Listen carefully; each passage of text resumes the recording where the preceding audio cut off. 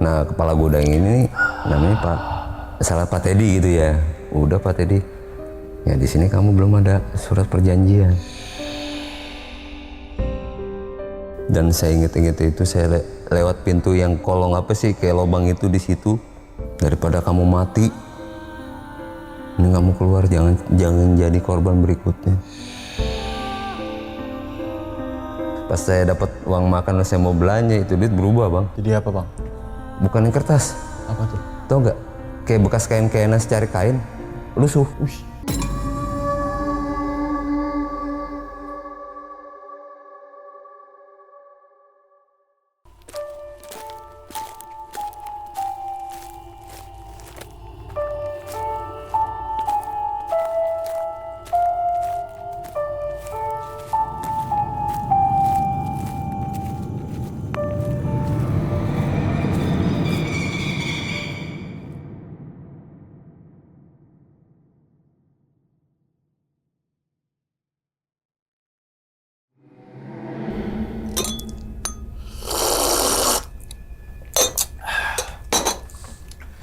Assalamualaikum warahmatullahi wabarakatuh. Kembali lagi bersama gue Sumar Adi Wijaya atau biasa dipanggil Mang dalam segmen Ngopi Horor. Ya teman-teman semua, pada video kali ini nih atau pada kesempatan kali ini lagi dan lagi gue tidak akan membawakan sebuah cerita dan namun menghadirkan narasumber yang tentunya mempunyai pengalaman mistis ataupun pengalaman horor.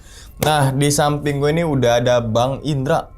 Waduh. Ya, bang. Abang, gimana kabarnya bang? Alhamdullah sehat bang. Sehat bang ya? Alhamdulillah. Salam untuk teman-teman dan juga keluarga di rumah nih, Bang Indra nih. Nah, sebelum Bang Indra menceritakan nih ke teman-teman semua, kami ngucapin makasih banyak nih, Bang. Iya bang. Udah meluangkan waktunya datang ke sini dan akan membagikan pengalamannya, Bang ya. Iya. Ya, yang semoga aja nih teman-teman semua di balik pengalamannya Bang Indra nanti nih, teman-teman semua nih bisa diambil pelajarannya dan juga bisa diambil sisi baiknya. Nah, Bang, kalau boleh tahu Bang, pada video kali ini Bang, Abang pengen ceritain kejadiannya di mana nih, Bang? Di daerah wilayah masih Kabupaten Bogor gitu bang. Kabupaten Bogor. Iya. Apa? Wilayah apa? Kerja atau gimana? Itu di bagian garmen bang, pabrik. Oh, pabrik garmen di salah satu daerah di Kabupaten Bogor gitu ya. Banyak. Iya, Ya kan nggak cuma satu doang gitu kan. Tapi itu tahun berapa itu bang? Sekitar tahun 99 bang. 99. Wow, mungkin jauh beda sama sekarang dong. Jauh banget itu gitu kan. Kayak intinya tuh ngalamin kejadian apa bang di pabrik garmen pas tahun 99 itu? Ya awal sih ya nggak apa ya belum apa, pada tahun tersebut kita kerja biasa aja dulu ya. Nggak ada yang seperti menemukan hal-hal yang kayak penampakan gitu ya. Kita tetap rutin kerja dari jam pagi, kita kan mulai kerja itu jam 8. Saya bagian packing bang. Oh, packing. Jadi dari dalam gudang ini kan alokasi barang. Nah terus dioper ke bagian checker. Nah dari checker ini saya bagian packingnya seperti itu bang. Iya. Oke, di tahun 99. Emang berapa lama bang kerja Saya di situ dari tahun 99 sampai 2001, 2002. Iya. 2 sampai 3 tahun lah ya. Iya. Oke. Mungkin tahan dulu kali ya, Bang Indra nih. Teman-teman nih udah pada penasaran nih. Dan tanpa berlama-lama lagi kita langsung masuk aja ke dalam ceritanya. Ngopi horor segera dimulai. Bang Indra, diminum dulu kopinya bang. Siap. Ini kopinya beda daripada yang lain. Iya. Diminum nih bang. Minum ya? bang. Waduh, kopinya. Ya kan bang? Ajib, seger bener. Oke, langsung aja kita sikat.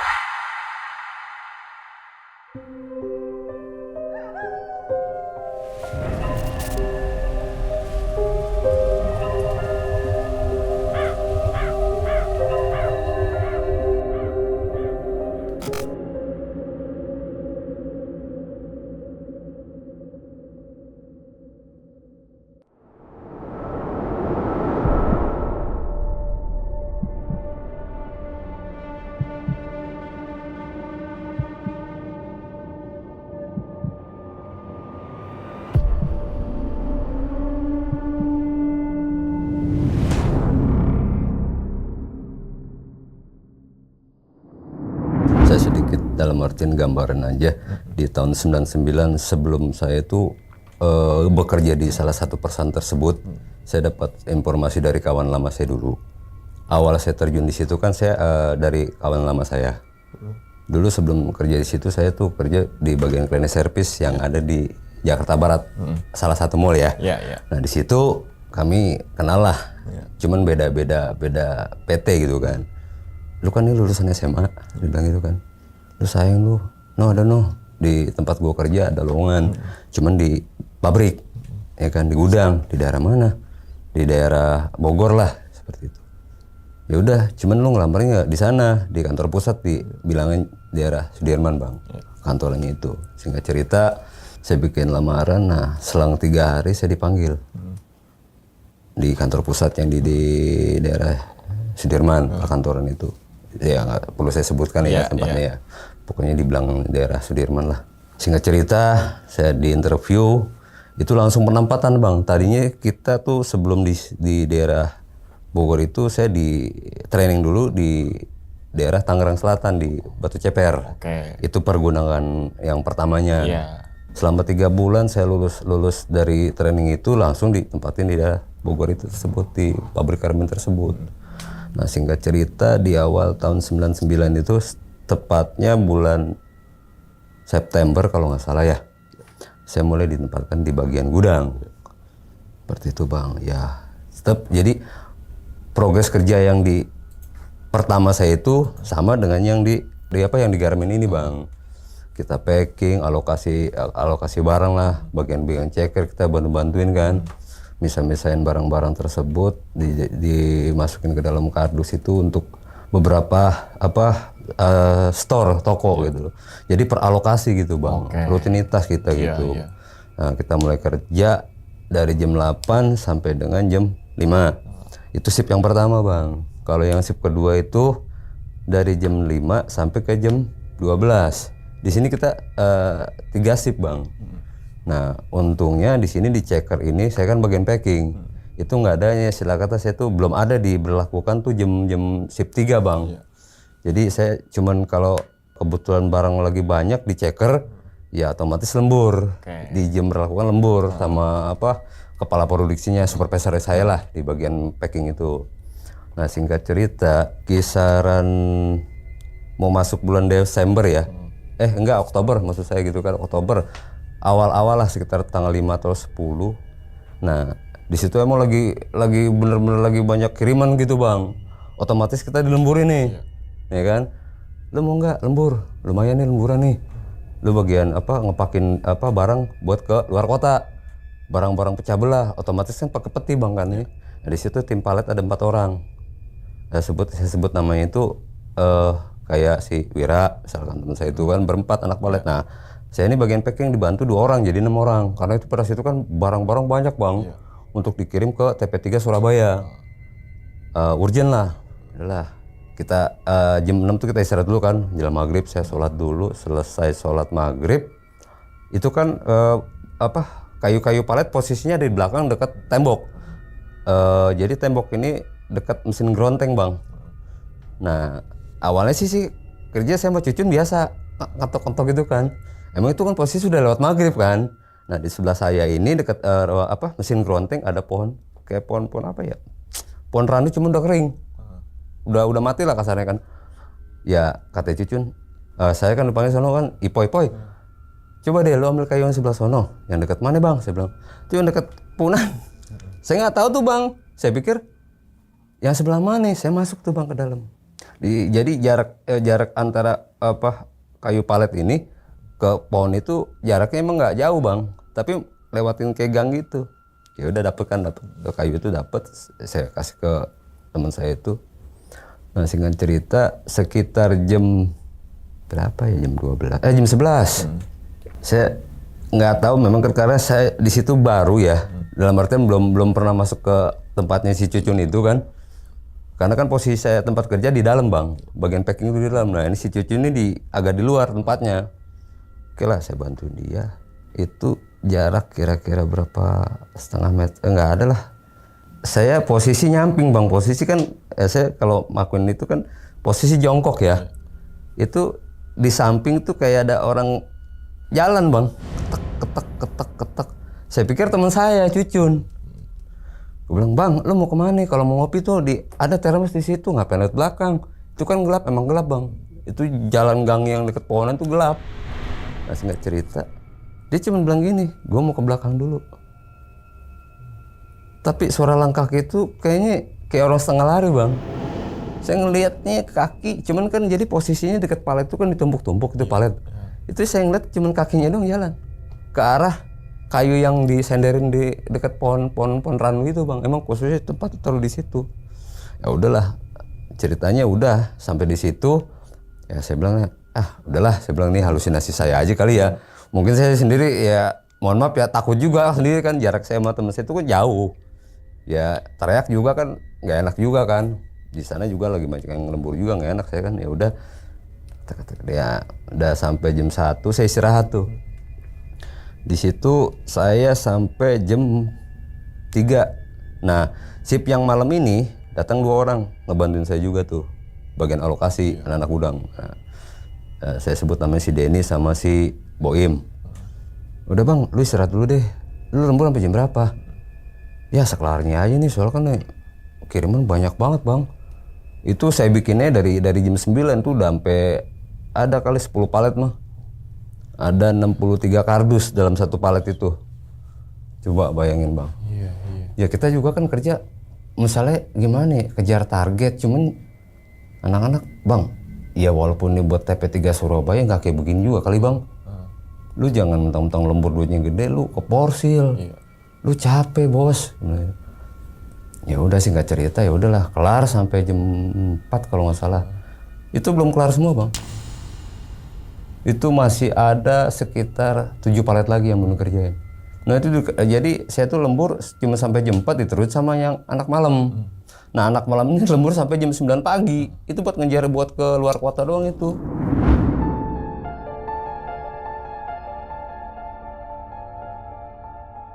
Di hari berikutnya saya memang kan teman saya ini kalau di situ nih bang, kalau misalkan temen mau izin sebelumnya, izin pertukaran shift gitu kan. Saya kan di situ kan bagian packing tuh nggak ada ya diberlakuin jam-jam malam gitu kan dulunya memang sebelum diganti manajernya gitu kan. Sekarang kan kepala gudangnya tuh diganti. Jadi ya diberlakukanlah sistem pertukaran perollingan yang dari pagi ke siang, siang ke malam, malam ke pagi. Gue bilang ini peraturan kok nggak ada sih, saya bilang. Ini semenjak dipegang sama, mohon maaf ya, Pak ini kayaknya, aduh, gimana gitu ya. Nah, sedangkan di sini dibilang kata Mbak Endang itu kepala cekernya, bagian ceker barang itu bilang gini, Andra, lu masuk malam, emang mau? Ya kalau peraturan dari perusahaannya seperti ini ya apa boleh buat Pak. Kalau gue nggak bisa deh, si itu aja deh, si Awang aja deh. Nih jadi ceker nih ada 3 nih bang. Nah Mbak Endang ini istilah kata orang-orang seniornya lah, orang lama ya kan. Ya dibilang ya emaknya gudang, emaknya anak-anak lah di situ ya kan. Udah lu sekarang bikin peraturan kerja lu aja deh, lu atur aja sama si Wahyudi, kalau sama si Heri. Si Heri juga orang lama juga. Di situ kan ceker ada 3. Sering bantuin nyeken tembak barcode gitu kan. Ya, kadang-kadang, Pong, lu bantuin gue nih, ini komputer. Lu kan tahu branch-nya, barcode-nya udah ngerti kan. Gue tinggal dulu ya buat sholat. Ya udah, saya ya bantuin lah. Cuman kalau buat di komputer saya kurang bisa ya kan. Yang penting kasih tahu aja ininya, ntar saya tinggal scan barcode doang, udah tinggal scan udah saya masukin ke kardus gitu kan per item lah. Selang cerita, masuklah saya masuk malam tuh di hari hari keempat bang. Di situ di gudang, anak-anak gudang itu bagian yang alokasi cuma ada 6 orang. 6 orang, dan seharusnya kalau malam itu ada 12 orang. Nah dipecah ke bagian garmen, karena kan garmen lagi ada barang datang kan. Itu 1 kontainer datang perbantuan anak-anak garmen, minta anak-anak gudang yang kosong lah, yang nggak maksudnya nggak terlalu sibuk ya kan, untuk diminta ke depan. Jadi gini bang, kita satu gedung satu wilayah itu ada 2 bang. Nah khusus yang di depan itu khusus garmen, bagian produksi. Nah saya ini di bagian gudang seperti itu. Jadi di sini kita ada 2 dan dua perusahaan, dua anak cabang perusahaan ini dalam satu wilayah itu, dalam satu pabrik. Yang di depan itu bagian garmennya, bagian produksinya, yang di belakang khusus buat gudang. Jadi kalau misalkan udah dari garmen udah selesai finishing, larinya ke gudang. Nih kita anak-anak gudang ngambil tuh, ntar di calling PHT. Nah, Bang, nih anak-anak kayak sepatu nih. Ini branch udah masuk, udah jadi, tinggal dibawa aja. Udah kita bawa itu pakai palet tuh. Ya biasa-biasa aja lah, udah kayak dulu apa ya. Jadi tuh di sana tuh kalau kerja malam udah kayak pagi aja, kayak ngerasain ada hawa-hawa takut gitu kan. Nah pas jarak seminggu, 2 minggu, 3 minggu, nah bulan pertama dan bulan kedua itu saya mengalami kejanggalan Bang. Jadi kan di gudang ini kan satu ruangan gitu Bang. Nah itu ada rak-raknya Bang. Jadi di rak-rak ini kan. Jadi tuh barang, jadi selesai turun barang itu langsung diturunin, dipisah-pisahin dalam satu kardus kan beda-beda item kan. Nah dipisahin, nah selesai dipisahin itu satu brand, satu barcode, satu color ditaruh di rak. Itu rak dari susunannya sampai 10 rak. Kira-kira hampir 2 meter lah tingginya itu rak. Itu panjang sampai ke belakang. Tembus-tembus itu bisa ke belakang itu tembusnya ke rawa-rawa. Jadi dibatasin sama tembok. Nah belakang tembok itu, di luar tembok pemukiman warga Bang. Jadi kita nih di tengah-tengah pemukiman warga itu garmen. Singkat cerita saya di lorong ke 1 ke 2 untuk bantuin anak-anak alokasi. Saya ngecek kan, otomatis barang-barang yang ada di situ sesuai permintaan dari toko, ada yang di atas, ada yang di tengah, otomatis kita pakai tangga dong, naiklah saya di atas. Jadi teman saya yang alokasi tinggal disebutin doang, nih, ini, turunin 2, saya lempar, nih, ini, otomatis Bang, kita di atas kan kelihatan orang yang di bawah kan, saya di situ berempat. Nah, yang di lorong pertama teman saya 2 orang, yang di lorong ketiga ini teman saya lagi alokasi berjejer gitu, dia sendiri cuman ngurut. Nah, saya sama teman saya yang di bawah, ini teman saya di bawah, saya otomatis di atas tuh ke tangga kan. Otomatis saya tuh ngelihat jelas kan Bang, dari atas ke bawah pasti ngelihat dong, nggak mungkin nggak ngelihat dong. Itu pojok di deket samping rak pertama, rak kedua, ketiga itu kan tembusnya lorong bisa ke toilet belakang. Itu toilet belakang pintu besi Bang. Memang di situ ada troli, ada kayak semacam roda-rodaan buat narik barang, seperti yang kayak di gerobak dorong. Itu Bang, antara mesin troli nian keranjang troli sama buat masukin kita barang kardus itu jalan sendiri Bang, menuju arah pintu toilet ke belakang. Itu jalan sendiri. Saya perhatiin, sampai saya kucek-kucek mata, ini nggak salah nih saya bilang, kok jalan sendiri itu troli saya bilang. Saya teriak, Wi, lu nego sebelah kiri deh. Apaan? Lu ngeliat gak? Troli jalan, lu gila, digituin saya. Orang troli dari tadi di situ aja nggak kemana-mana, lu ngacu aja lu. Makanya lu turun deh, lu capek kali, istirahat lu deh.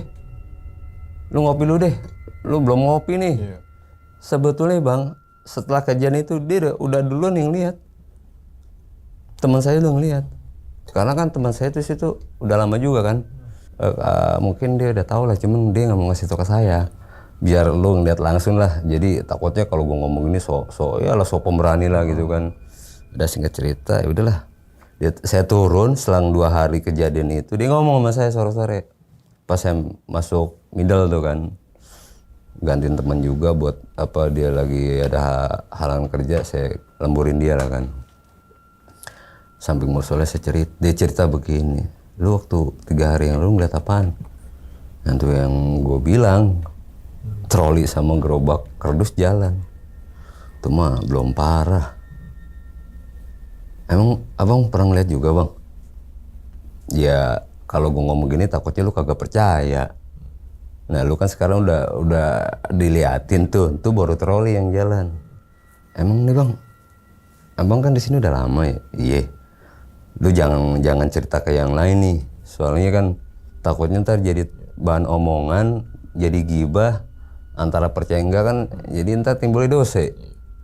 Apalagi tuh sendiri lu endang. Si nenek gambreng, wow dia kalau kita ngomong di sedikit ya dilebih-lebihin dah. Pokoknya ini omongan cuman kita doang yang tahu. Jangan sampai orang-orang ceker tahu. Mulutnya kacau semua, dia bilang gitu.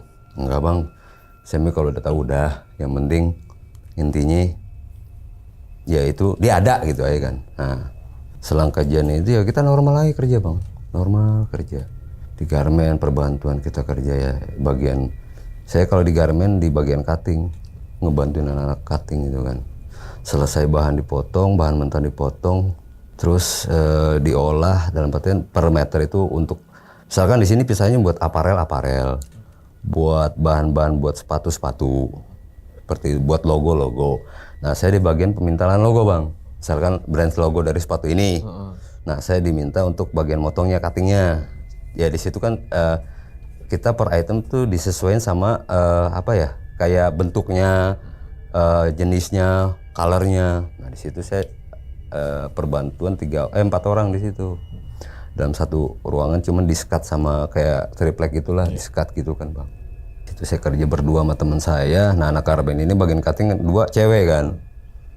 Duduklah kita di 4 keranjang ini, macam-macamnya beda-beda bang, per color, per item, per brands, per logo yang misalkan ada sepatu A, sepatu B, sepatu C gitu kan. Ya udah saya dikasih tahu sama supervisor ini loh, Mas Indra ini nanti anak buah saya kasih tahu nih. Ini kan sampean dari gudang kan nggak tahu, kalau gudang kan anak-anak cuman buat alokasi doang ya. Ini karena kita kekurangan orang, untuk alokasi ini kan harus urgent. Ya kita minta dari supervisornya minta anak gudang lah berapa orang untuk bantu di sini. Nah, singkat cerita kita duduklah di situ bang, duduk sambil misah-misahin. Nah saya nggak tahu tuh bang, kalau nih ada salah satu perempuan karyawan ada yang head. Nah dia ini kebetulan itu jarak dari tempat saya kerja itu ke toilet nggak jauh bang. Dia tuh izin sama temennya yang perempuan, yang satu lagi bilang gini, Mbak aku ke belakang dulu ya sebentar. Pada saya tuh nggak punya pikiran macam-macam bang. Nah singkat cerita, nah si mbak ini bilang ke saya, Mas kok teman saya ke kamar belakang lama amat ya? Ya coba mbak dicek deh. Takut kenapa-napa, saya mah takutnya licin doang, takut jatuh ya kan. Saya nggak berani ke belakang lah, mbaknya sendiri berani, saya bilang gitu kan. Mas tolong temenin dong, iseng juga saya nih. Kan Mas kan baru di sini, saya yang lebih tahu. Oh ya udah dah, saya temenin tuh, saya ngiring dari belakang. Kira-kira ya belum itu, jadi pintu toilet dia kalau ngebuka geser bang, keras gitu kan. Temennya ini yang mau ke pintu toilet itu tuh belum mau ngebuka itu pintu, dah kacau. Itu yang tadi temennya itu mukanya berubah. Tadi kan ceria lah bang, kayak bercanda. Ini keluar dari toilet bang, mukanya lusuh bang, nunduk. Ini rambutnya kan dikuncir ya kan, dikepang lah. Itu ngejuntai bang rambutnya, kayak orang habis cuci muka. Ya ini temennya dia ini, mbak ini ya kayak negor biasa. Lu ngapa sih habis dari kamar mandi lama banget? Enggak, bilang gitu. Cuman yang dari awal pertama dia ngomong bicara sama saya berempat sampai dia keluar dari toilet itu omongannya beda bang, nadanya juga beda. Mbak, iya kayak suara cowok bang. Itu yang perempuan yang dari toilet itu keluar, suaranya kayak suara menyerupai suara cowok. Nggak kenapa-napa, udah kerja aja. Mukanya lusuh, pucet, gimana ya, kayak mukanya yang tadinya cantik syukur kayaknya kayak orang baru bangun sakit seminggu gitu. Jadi posisi dia ngomong sama saya, sama anak-anak dan sama temennya juga, sampai temennya, lu kenapa sih? Lu jangan aneh deh, jangan macem-macem deh. Lu kalau kenapa-napa gue yang bingung nih. Ya mbak, udah dong mbak, jangan bercanda. Siapa yang bercanda? Udah fokus kerja aja sih. Dia itu biasa ngomong kamu, aku langsung ngomong gua. Udah kerja sama gua biasa aja. Lu fokus aja kerja. Lu kerja kan gua juga kerja. Di situ ada kejanggalan buat saya. Ini orang pasti kena ini, saya bilang. Cuma saya ngomong sama teman saya nih yang cowok. Wih, terus si mbak kayaknya kena. Lu so tau lu. Beneran kayak kena ini, kesurupan. Bener aja bang. Selang saya ngomong gitu, Itu tau nggak, keranjang yang 4 keranjang ditendang-tendangin sama dia. Itu sontak temen dia ini teriak. Ya suasana jadi rame kan. Otomatis yang dari depan ini kan posisinya di tengah-tengah nih. Ya namanya posisi garmen itu kan rame kan. Antara bagian cutting sama bagian finishing tuh jaraknya nggak jauh. Udah ya namanya situ garmen cewek semua kepoan. Pada nongol pun, mbak ini nih kesurupan ini. Ya udah saya tenangin. Saya bawa ke ruangan kayak ruangan yang buat P3K gitu kan. Nah, di situ ada salah satu orang lah yang pintar gitu, yang ngerti lah sapam security. Saya ditanya, Mas Indra, ini emang nih mbak ini sebelumnya di sebelah mana sih? Itu loh Pak, yang cutting nomor 103. Aduh, ke toilet ya? Iya, izin ke toilet sebentar sih, mau katanya sih mau pipis. Aduh, udah dicek belum kamar mandinya tadi pas setelah dia keluar? Saya colek mbaknya. Gimana mbak? Ya ntar saya keluar dulu deh. Saya keluar dulu nih ke toilet dulu. Ada apaan sih? Bilang gitu. Udah pokoknya suruh cek aja tuh kata si bapak security-nya. Dicek tuh. Nah, itu dia. Dia itu yang masuk ke tubuh si mbak itu nggak seneng kalau dia dalam keadaan kotor. Dia nggak buangnya di, katanya sih pengakuan si yang sosoknya ini, si mbak ini ngebuang bekas itunya pas ke mukanya dia katanya. Mohon maaf Pak, dia buang itunya ke tempat dia, bukan ke mukanya dia, seperti itu Bang. Jadi ya intinya dia nggak seneng. Ya kalau begitu ya tolong deh dinetralisir lagi deh Pak. Saya bilang kasihan ini dalam keadaan begini kan, emang ya makhluk-makhluk seperti itu pasti deket ya. Dia kan dalam keadaan kotor, ya kan.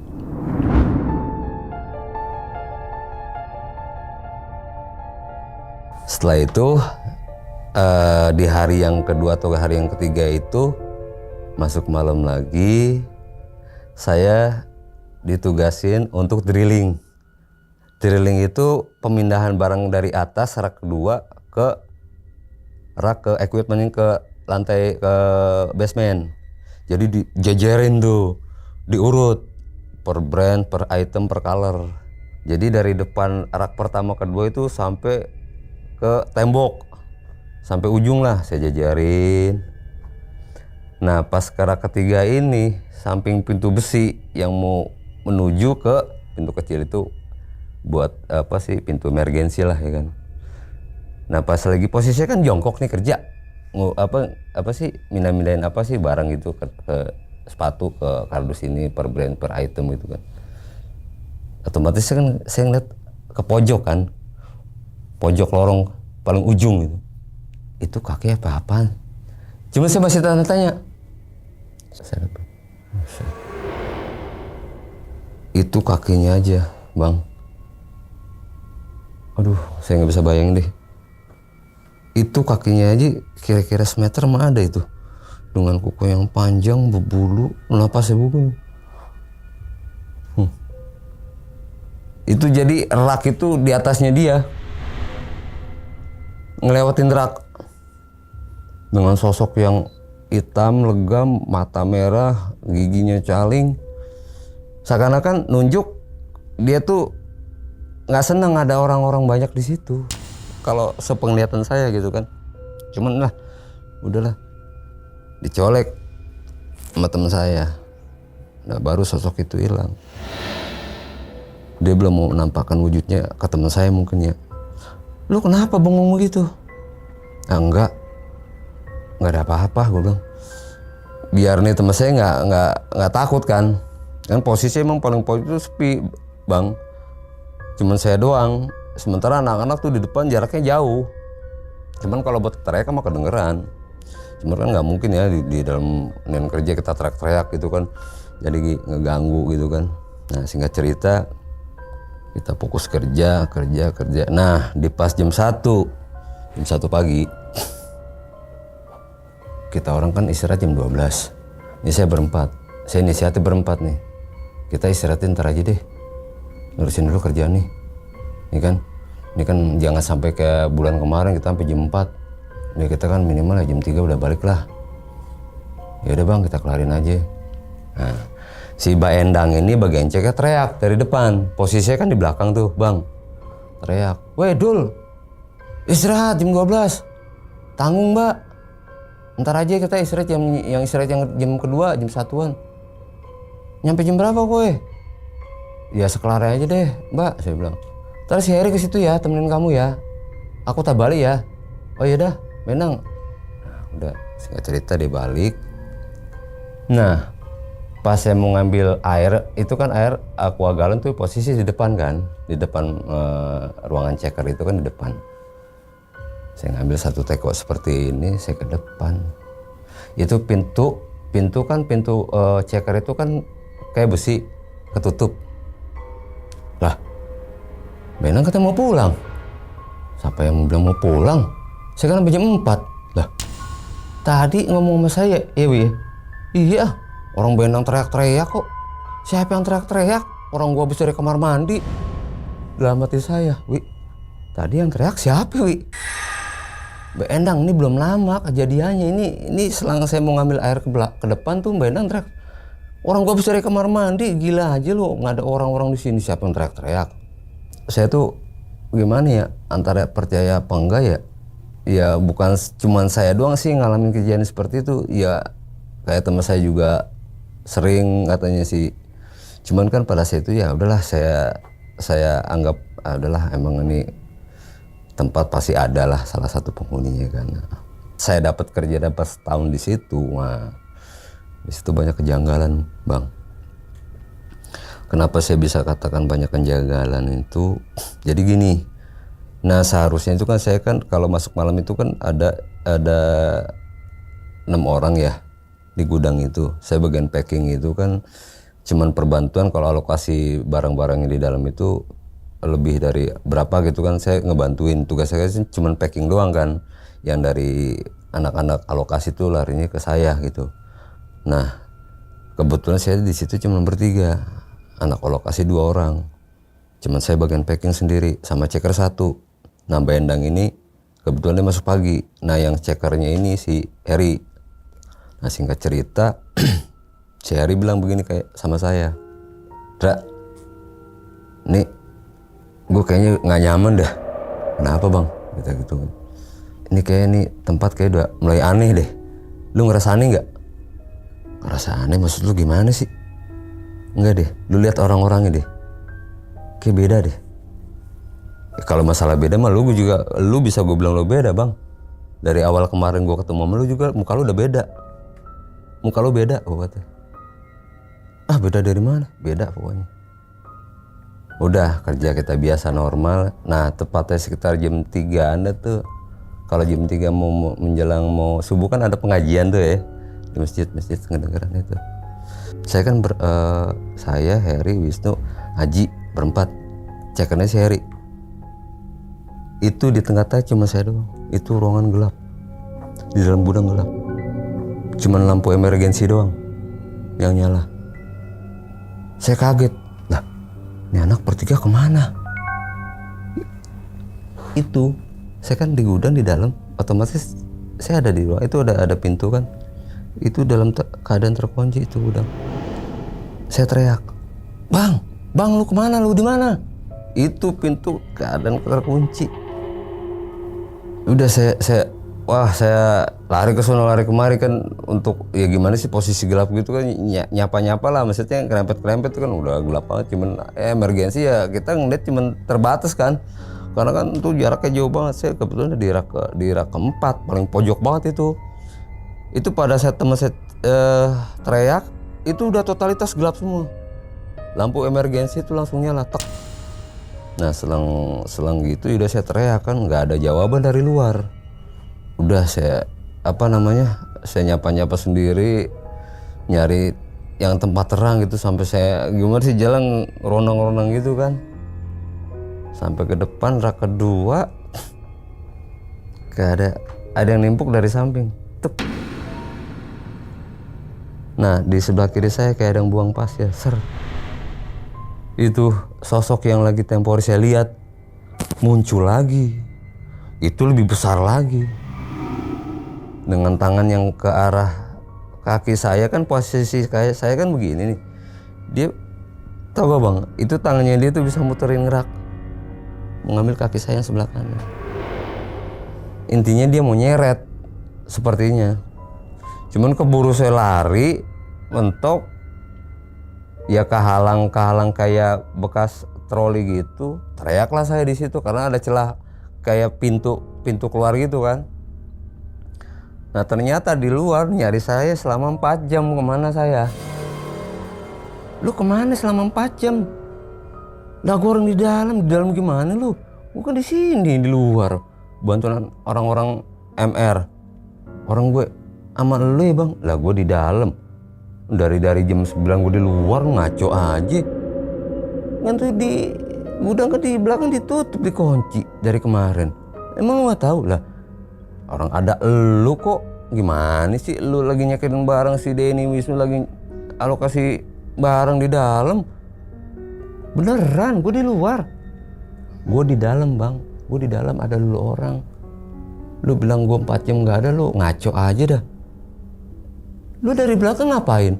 Nah itu gue teriak-teriak, gue minta tolong. Nggak ada nolongin gue. Gue pikir gue dikerjain. Nggak lama sapam tuh kan, kalau ngontrol dia pakai sepeda tuh sapam. Selang itu saya di belakang, saya duduk ngopi, bengong situ kan, saya bengong kan. Nih aneh nih, sebetulnya nih ini tempat dulunya bekas apa? Cuman saya kan nggak mau berani ngomong ya bang ya, nggak berani ngomong. Istilah kata ya gimana, ya udahlah cukup saya yang tahu. Nah duduklah security nih. Kenapa bang? Enggak bang, enggak pak. Saya bilang lagi pengen, ya gimana ya, pengen ngopi aja di sini. Saya bilang kagak, lu kagak biasa-biasanya, bilang gitu kan. Lu ngomongnya sama gue ada apaan sih? Ya nggak ada apa-apa sih pak, cuman saya ngalamin kejadian. Nah sama dah lo, udah sama. Maksudnya gimana sih pak, saya nggak ngerti nih. Saya bilang kasih tahu dong. Saya bilang lu sebetulnya ditaruh di mana sih? Saya digituin tuh, tek. Maksudnya gimana sih pak, saya lebih nggak ngerti lagi nih bapak yang ngomongin nih. Enggak, lu ditaruh di garmen apa di gudang? Ini kan gudang ada 2 nih, ya kan? Gudang ada 2. Ini gudang yang pertama apa gudangnya orang-orang MS sama MR lo ditaruhnya? Ya ini bagian Mbak Endang. Ya Mbak Endang sebelah kiri, lu ngapain kemari? Ini kan gudang udah lama nggak dipakai. Kaget saya. Maksudnya gimana pak? Lu dari awal, makanya gue tanya sama lu nih, kata security nih, seniornya nih, orang-orang situ juga, orang kampung situ juga. Dia bilang gini, kagak, dari awal pertama lu datang juga gue udah mulai curiga. Cuma gue ngomong-ngomong nih sama lu. Nih Sapam bilang begitu bang, awalnya. Cuman karena mungkin dibuka lagi kali tuh gudangnya sebelah. Jadi kan kita nih gudang nih ada 2 bang, kiri sama kanan. Jadi ngadep begitu nih gudang. Nah saya nih seharusnya di gudangnya sebelah kiri. Nah nggak tahu itu sih, kayak nggak tahu kenapa tuh saya tuh diarahinnya selalu ke gudang yang ini. Pak ini gudangnya sebelah kanan ini apa maksudnya udah lama nggak beroperasi. Tapi seakan-akan tuh ada karyawan di situ kayak Mbak Endang, si Heri, teman-teman saya itu ke situ semua. Pada saat kejadian itu saya emang saya nggak tahu jelas ya, nggak secara detail ya digambarin dari pusat kalau kamu ditaruh yang di MSM DMR, dan orang pusat pun nggak ngasih arahan yang jelas gitu kan. Ya udahlah kamu, ya saya lihat di situnya orang-orang pada masuk situ, orang ada aktivitas kerja ya kan. Ya udah saya di situ kebetulan, ya udah saya kerja di situ, aman kerja di situ. Ternyata nih security ngomong sama saya, itu gudang udah lama, udah hampir 7 tahun nggak difungsiin lagi. Tapi gue lihat lu masuk ke situ mulu, ada apaan? Pak, orang saya kerja kok normal. Ya gue tanya, emang sih bener lu ke situ katanya, yang karyawan MS sama MR ini. Tapi nggak ada lu karyawannya kayak apa, anak buahnya Pak Budi, anak buahnya Endang, nggak ada yang ke situ, cuma lu doang bang, digituin saya. Apaan sih pak, orang saya kerja di situ banyak orang kok. Dah, lu bangun ikut gue datang. Biar lu kagak penasaran dah. Ya, sengaja kita lewat samping dulu biar lu lihat dah rekenannya. Ya udah tuh, saya ikutin dah tuh, saya intilin. Ini security lewat samping, kalau saya lihat depan dulu tuh bang. Saya lihat lewat samping dekat ruang drilling. Nih, gue center ya. Ini gembok. Iya digembok. Ini keluar lu dari sini kan, dari celah sini kan, lu ngerangkak kan. kemarin malam kan? Iya. Lu lihat tuh. Jadi itu dari atas gerbang sampai ke bawah digembok semua, gembok sini. Udah digembok, emang bener. Cuma saya keluar pada saat itu yang kejadian yang malam yang 2 malam yang lalu itu saya lalu celah kayak lobang segitu bang. Muat sama badan doang untuk saya keluar menghindar dari satu gudang itu yang gelap itu yang ada sosok penampakan tinggi hitam gitu. Oh, iya juga ya. Ayo kita lewat samping lagi. Ditelusurin tuh bang sampai sebelah kita mau masuk lorong kedua arah kanan. Di situ ada punan. Ada punan yang saya bilang yang saya kalau anak-anak palet kerja di situ. Nah security bilang, cuman dia nggak berani nunjuk secara gamblang gitu. Ini tempatnya enggak. Ini sumbernya. Yang lu lihat lagi tempo hari itu. Sini memang udah banyak kejadian. Cuman di close, ditutup. Biar nggak ada polemik yang nanti ntar karyawan-karyawan sini pada takut. Makanya kadang berapa bulan sekali diterangin seakan-akan ada orang kerja di dalam, padahal udah nggak ada aktivitas kerja di situ. Jadi difungsikan ke gudang yang sebelah lagi.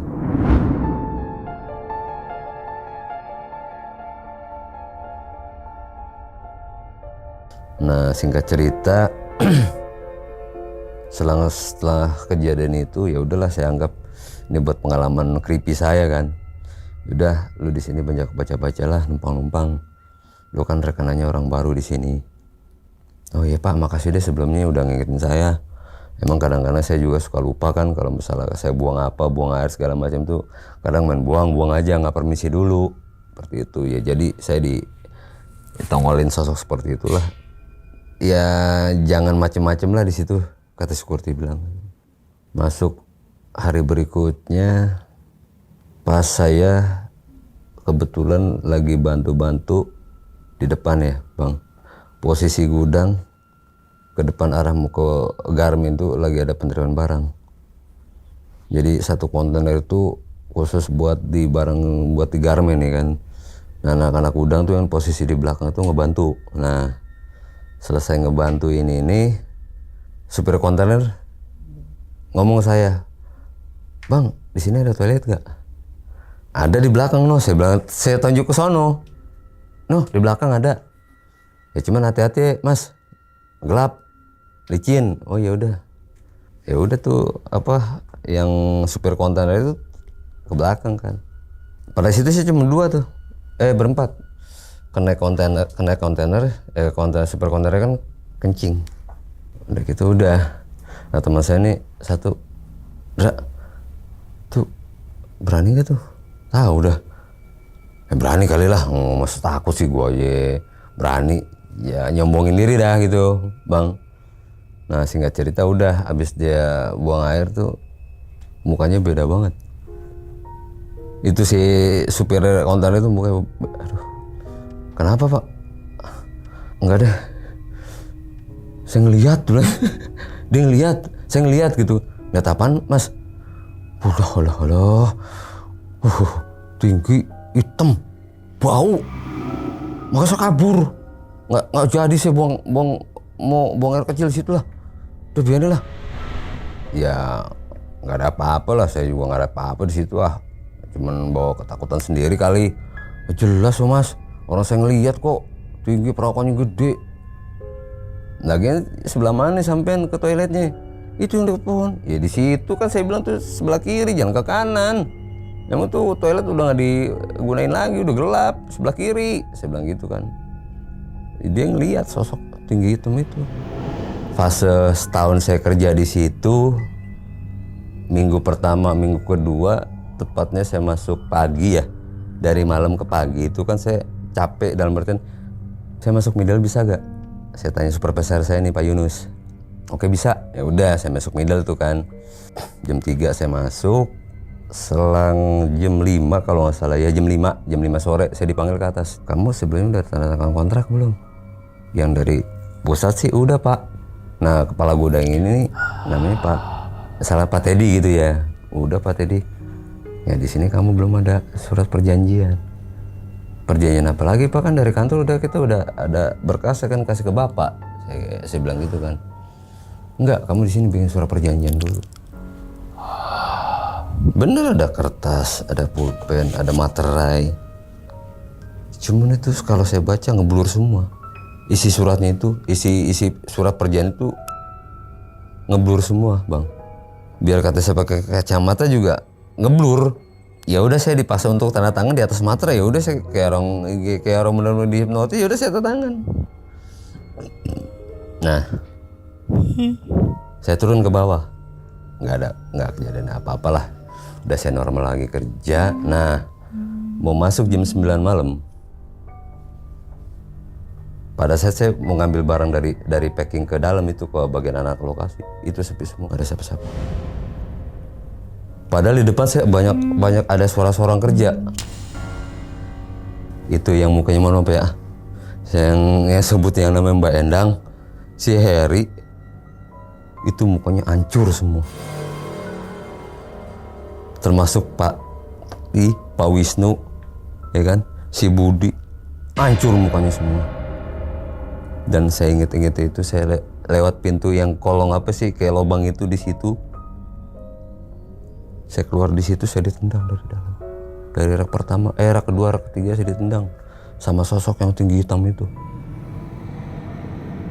Daripada kamu mati, ini kamu keluar, jangan jadi korban berikutnya.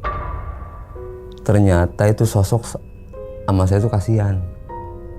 Daripada kamu mati secara nggak wajar di sini, ya udah saya di situ kayak orang ditendang, saya keluar, ya itu security yang nolongin saya. Jadi saya di situ kerja di dimensi lain. Jadi seharusnya tuh saya nih kerja di bagian garmennya, Bang. Jadi tuh gudang di situ emang bener udah lama nggak beroperasi. Jadi kalau dari sapam, kalau absen kan saya di depan nih. Bener, mereka tuh ngeliat saya tuh kerja, cuman posisi saya tuh masuknya lurus. Jadi kan gini loh Bang, antara saya kan kalau misalnya ke gudang ini kan kita ngelewatin bagian garmen itu tuh, garmen dulu tuh, ruangan garmen itu, saya jalan lurus tuh. Nah posisinya gudang ini, gudang kiri kanan, ada di sebelah kiri makanan gitu kan. Otomatis saya kalau ngeliat ini lewat garmen dulu kan. Nah sapam ini kan seharusnya tuh saya tuh kayak Pak Teddy bilang kamu di garmen seharusnya. Si Pak Wisnu, Pak Yunus tuh di garmen, bukan di gudang yang itu saya kerja. Ternyata itu saya dibawa ke dimensi lain untuk kerja di situ. Padahal tuh gudang udah lama nggak beroperasi. Sebelum garmen produksi itu gudang memang udah lama dihuni, dipekerjakan, cuma udah lama nggak difungsikan lagi karena kan udah banyak kejadian kayak ada sosok penampangan tinggi hitam, seperti ada yang karyawan lain suka ngeliat ada anak kecil larian dari atas. Terus kalau di ruang staf tuh kan dari gudang itu kan ada ruang staf ya kan, kantoran di atas tuh bagian PPIC ya kan, bagian penyortiran, bagian finance gitu kan di atas. Itu kalau security ngecek ke atas sering ada kayak tahu-tahu komputer nyala sendiri. Nah pintu kulkas bergerak sendiri katanya. Cuma sih itu sepengetahuan dari mereka orang yang pernah ngeliat langsung di situ ya Abang. Saya pun karena di situ kan belum sepenuhnya tahu kan detail wilayah denah lokasi yang terjadi seperti itu. Jadi gambarannya ya memang bener kalau makhluk yang tak kasat mata memang ada hal-hal gaib. Ya saya alami sendiri itu memang ada. Kayak teman saya nih pernah katanya dia lagi misain barang-barang, ada yang dijorokin, ada yang sempat kecelakaan, teman saya jatuh dari tangga rak kedua, kayak kakinya dari tangan gitu ditarik begitu, ngalamin teman saya. Cuman kan dari perusahaan udahlah itu dibilang mah kecelakaan kerja, karena kan kalau ini kan mereka nggak percaya kan kalau ada hal-hal makhluk kalau yang ada di situ, orang-orang kantor mana ada yang percaya ya kan. Jadi bukan cuma saya dong yang lihat ya, apalagi yang ya kayak security ya sering gitu kan ngeliat kayak gitu, cuman nggak mau ngasih tahu, dalam artian ya ntar juga lo ngeliat sendiri lah. Oke. Diminum dulu Bang Indra nih. Oke, siap. Aduh, kopinya habis nih. Dingin nih, buru dingin. Bukan kopi dingin kan Bang ya? Enggak dong. Enggak dong. Oke. Bang Indra itu Ya, kan siap. di tahun 99 tuh Bang. Sampai 2022. 2002. Iya, 2022. 2002, iya. 2002 dah. Sampai 2002. 2002. Iya. 2003 lah, 2003 lah. Ya, pasnya berapa dah? Iya. 2003 lah. Pakai 2003. ngepasin. Sekitar 4 tahun, 3 4 sampai tahun 4 tahun ya Bang? Iya. Itu kan pasti tadi Abang bilang tuh banyak banget peristiwa, Iya. banyak banget kisah yang Iya. sampai sekarang juga Abang masih terekam. Berarti kan emang itu benar-benar pengalaman yang nggak bisa dilupain begitu Bang ya? Iya. Kira-kira nih Bang, kan kalau tadi gue denger di ternyata terjawab nih. Berarti selama berapa tahun tuh Bang Abang nganggapnya kayak gue kerja ke alam gaib nih gitu loh. Maksudnya ngebak itunya di tahun keberapa gitu Bang? Masuk tahun ke antara tahun kedua ketiga deh. Oh. Tapi gua Baru ngerasain maksudnya? baru ngerasain enge-engenya masuk tahun ketiga, Bang. Di situ udah kacau deh. Mukanya nggak beraturan, dalam arti kalau gue ngeliat kayak teman gue nih kayak Mbak Endang, orangnya ceria, kok tiba-tiba mukanya datar. Oh. Kayak Oke. dia lusuh lah, gimana sih? Tapi Bu Endangnya itu sebenarnya masih hidup apa enggak ya? Masih Masih. Tapi yang masuk ke tahun ketiga tuh beda. beda. Oke, apa mungkin nih Bang, asumsi aja nih Bang, dia ikut pesugihan abang apa? Bukan abang yang ikut pesugihan, korbannya gitu Bang, apa gimana gitu? Wah, Asumsi aja ini Bang. kalau secara detailnya sih ya, gimana ya Bang? Aneh ini nggak terlalu ngedetail banget orangnya. Iya. Intinya kalau udah tahu begitu ya udah. Ya mungkin tuh ya urusan antara penggede-penggedenya di situ ya kita nggak mau tahu lah. Yang penting kita kerja di situ ya buat bener ya kan. Tapi kalau kejadian begitu, kalau udah tahu kejadian begitu semua sebenarnya kagak mau. Iyalah, berarti abang sekitar 2 tahun atau setahun yang kerja di dimensi lain. Ya seperti itu. Enggak Bang, bukan masuk setahun 2 tahun. Pas ke yang ketiga tahunnya saya baru ngalamin. Kalau yang masuk setahun ke 2 tahun masih Aman. gambarannya masih aman Bang. Nah ketiga tahun masuk ke tahun ketiganya itu saya udah wah ini nggak beres. Oh, tapi tetap gaji tetap Jalan. Wah aneh kan lo? Iya, gaji tetap tapi Anehnya nih Bang, mohon maaf. iya. Di sini kan kita gaji 2 kali gaji Bang. Nah gaji pokok nih tiap tanggal 25. Iya. Nah kalau uang lembur mohon maaf ya, gue gamblangin nih. Iya. Biar ente juga ngerti. Iya. Nah kalau kita kan gaji nih dalam sebulan 2 kali. Dalam artian 2 kali nih. Yang gaji pokoknya tiap tanggal 25. Paling telat tanggal 26 lah. Nah uang makannya itu sama uang lemburan tiap tanggal 15. Kalau tiap tanggal 15 tuh uang makan lemburan cash, petty cash tuh. Dikasih sama dari Bayendang ke kita orang. Nah kalau di tahun kedua ketiganya tahun kedua tuh saya udah mulai merasa ada kejanggalan Bang. Oke. Bener. Jadi uang makan saya tuh pas sampai saya kan tidur di situ di mes ya. Ini saya gambarin lagi nih. Karena saya kan bolak-balik nggak mungkin saya dikasih mes di situ. Pas saya dapat uang makan saya mau belanja itu duit berubah Bang. Jadi apa Bang? Bukan yang kertas. Apa tuh? Tahu nggak? Kayak bekas kain-kainan secari kain lusuh. Tali pocong bukan? Bukan. Bukan kayak tali pocong. Jadi ini dalam satu kertas, satu amplop itu ada 4 kan. Yang satu mah bener duit kertas.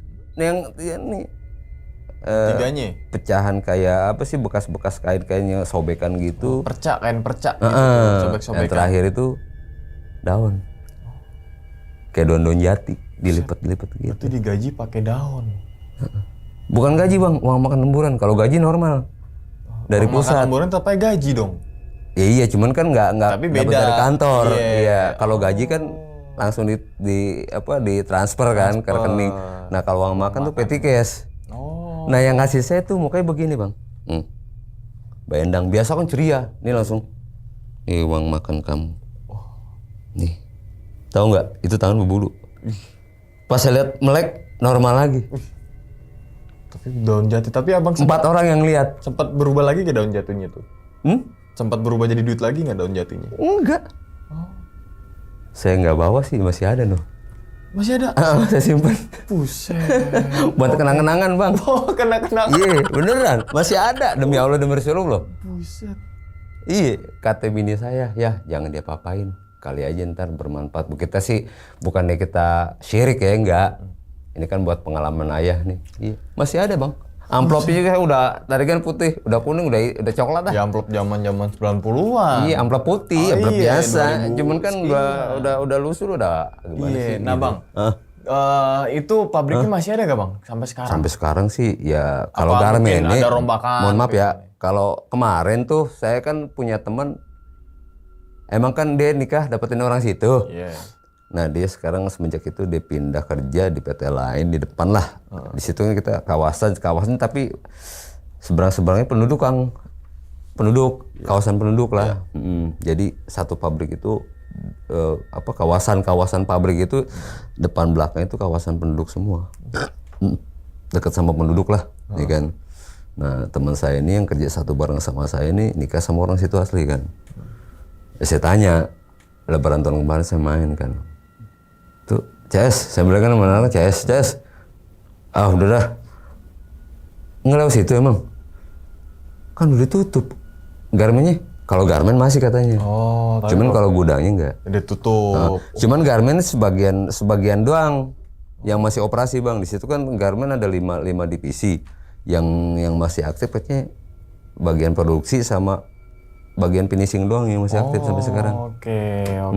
Tapi nama PT masih sama? Apa beda? Kalau yang sekarang sih udah satu PT. Oh satu PT. Oke. Seperti itu. Abang sempat ke situ lagi gak? Naik motor misalkan. Wah ini Saya cuman mampir ke rumah teman saya. karena yang dekat situ yang tadi CS bilangan itu. Kalau buat ke situ jaraknya agak jauh bang, muter lagi. Tapi menurut abang dari satu denah lokasi pabrik itu yang paling serem di bagian mana? Gudang yang itu apa yang mana? Gudang kayaknya. Gudang. Wah gokil sih. Gokil bang. Dan itu yang ngerasain GP nggak cuma abang doang kan? Bukan yang saya lain juga. doang. Cuman gini bang, mungkin itu privasi ya. Iya. Karena gini mohon maaf. Yang dibilang lu udah ada perjanjian maksudnya apa? Sampai sekarang nih saya masih ada tanda tanya. Perjanjian apa di situ? Cuman kan gambarannya sih nggak secara detail nih nggak ngasih tahu nih perjanjian apa gitu loh. Tapi setelah keluar itu kan katanya kan ada perjanjian, tapi nggak ngerasain apa-apa di aktivitas sehari-harinya gitu di rumah gitu. Ya Masih dalam pas gua udah kejadian seperti itu 3 bulan tuh gua ngerasain banget bang. Sampai anak gua yang diganggu. Apa gara-gara daun jati disimpan? Enggak. Bukan. Enggak. Itu anak gua sih ngelihat ada orang depan rumah. Tapi sampai detik ini bang nggak ada. Sampai sekarang udah dinetralisir sama ya tetangga gua orang bisa bang. Jadi emang benar katanya ada sosok. Ada sosok. Tapi ini yang udah nggak mendingan ngikutin gue dulu katanya. Oh, berarti mungkin di pabrik garmen itu mungkin ya. Ya ada kemungkinan bisa jadi ya gue juga Allahualam ya. Iya. Seperti itu bang. Oke. Jadi kisah gue nih buat yang lain tuh janganlah dalam artian gini loh. Semua emang kerja lu mau di mana itu mahal gue itu pasti ada. Tergantung kita menyingkapinya gitu kan. Itu kan istilah kata jin bisa menyerupai apa aja kan. Iya. Tapi jangan lu kira ini orang udah meninggal tuh langsung jadi jangan. Iya itu. Jangan lu jangan samain ke situ. samain. Iya, tapi kalau jin emang diciptakan. kan. Ada. Emang ada. Tapi cuman kalau buat nyerupain ini, lu jangan terlalu percaya. Iya. Lu musyrik kalau begitu. Musyrik betul. Sepakat. Oke, jadi itu ya gitu, pesannya dari Bang Indra itu bahwa emang jin itu emang ada ya Bang. Di satu tempat juga pasti ada. Gimana cara kita nyikapinnya aja gitu. Kadang kan orang begini bang. Gue bisa ngeliat nih kayak indigo gini-gini. Yang lu lihat tuh emang sama, ya kan? Beda, dimensi juga beda.